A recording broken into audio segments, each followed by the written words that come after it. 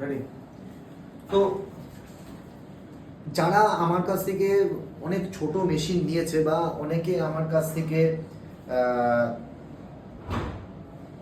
Machine নিয়ে অনেক প্রশ্ন করেন, তো তাদের মধ্যে একটা অন্যতম প্রশ্ন যে স্যার আমরা এসপ্যাক কেসমেন্ট উইন্ডোতে বা কেসমেন্ট দরজায় আমরা কিভাবে এটাকে লাগাবো, কেসমেন্ট দরজায় এসপ্যাক আমরা কিভাবে ইনস্টলেশন করব।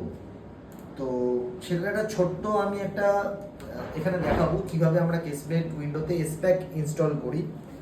তো এই এসপ্যাক ইনস্টল করতে গেলে আমরা এখানে ফোকাস করছি যখন এই কেসমেন্ট উইন্ডোটা ডোরটা যখন আমরা খুলবো, তার মধ্যে এই যে মাঝখানে যে ঘাটটা আছে এই ঘাটের মধ্যে কিন্তু আমরা এই এসপ্যাকটাকে এখানে পুট করে দেবো। এখানে কিন্তু স্ক্রুইংয়ের দ্বারা কিন্তু এসপ্যাকটা এখানে এই স্ক্রু দিয়ে কিন্তু আমরা এই এসপ্যাকটাকে আমরা ভেতরে পুট করব।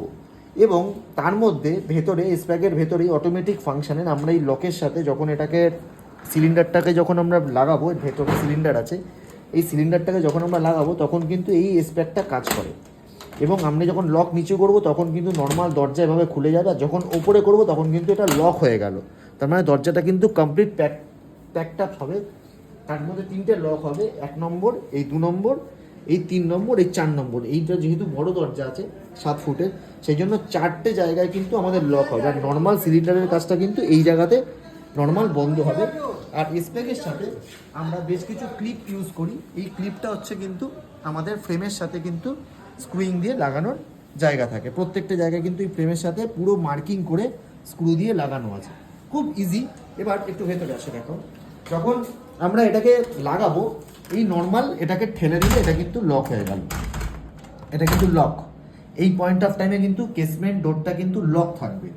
এবার যেই মুহূর্তে আমরা এটাকে এই ওপরে করে দিলাম, ওপরে করা মানে কিন্তু এটা কমপ্লিট প্যাকড আপ হয়ে গেল, এটার মধ্যে কিন্তু কোনো রকমভাবে কোনো আর গ্যাপ নেই।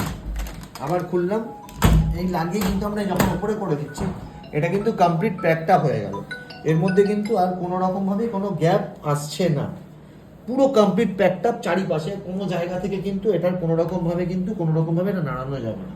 আবার যখন আমি এটাকে নিচু করে যখন খুললাম, এই নিচু করার সাথে সাথে কিন্তু আমাদের এটাও কিন্তু কন্টিনিউয়াস আপ ডাউন করবে, এবং যেটা কিন্তু গিয়ে এই রিসিভারের মধ্যে গিয়ে পুরোটাই কিন্তু আটকে যাচ্ছে।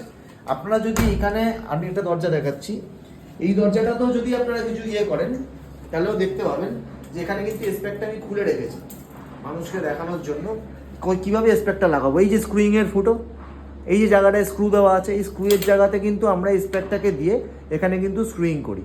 আর তার সাথে কিন্তু যখনই আমরা এই হ্যান্ডেলটা এখনো আমরা কানেকশন দিইনি, মানে সিলিন্ডারটা এখনো করিনি আমরা, এর ভেতরে সিলিন্ডার লেস আছে হ্যান্ডেলটা, এর সাথে কিন্তু যখনই আমরা সিলিন্ডারটা লাগাবো তখন কিন্তু এই নবটা কিন্তু আপ ডাউন স্টার্ট করবে। এই এসপ্যাকটা কিন্তু কাজ করা তখনই স্টার্ট করবে যখন এই নবের সাথে আমরা সিলিন্ডারটা এটার কানেকশন দেবো এই মাঝখানে। এবং এই এসপ্যাকটা কিন্তু ইনস্টল করা খুব ভেরি ইজি। আর এর সাথে হচ্ছে রিসিভার, আমরা এখানে ঠিক জায়গা মেনটেন করে একদম সমান মার্কিং করে কিন্তু আমরা এই রিসিভারগুলো ইউজ করবো। এই রিসিভারগুলোর সাথে একটা কিন্তু কানেকশন তৈরি হবে, যেটা কিন্তু এর মধ্যে গিয়ে ঢুকে গিয়ে দরজাটাকে কমপ্লিট প্যাকড আপ করছে। তো কেসমেন্ট ডোর বা টয়লেট ডোর করতে গেলে যে যদি এসপ্যাক লাগে উইথ সিলিন্ডার লক, তাহলে কিন্তু এই ধরনের জিনিসগুলো কিন্তু তখন আমরা করতে পারি। ঠিক আছে, থ্যাংক ইউ। এটা দেখানোর জন্যই আজকে আমরা এই ভিডিওটা বানালাম।